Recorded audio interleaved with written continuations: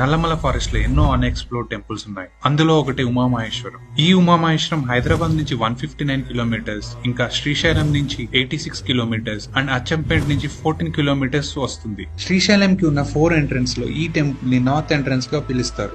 Main road నుంచి ఈ temple చేరుకోవడానికి 2 వేస్ ఉన్నాయి. ఇలా హెయిర్ పిన్ బెండ్స్ ఉన్న రోడ్ లో మోర్ దెన్ 5.5 కిలోమీటర్స్ ట్రావెల్ చేసి వెహికల్ లో రావడం, లేదా ఇలా 600 స్టెప్స్ ఎక్కి రావడం.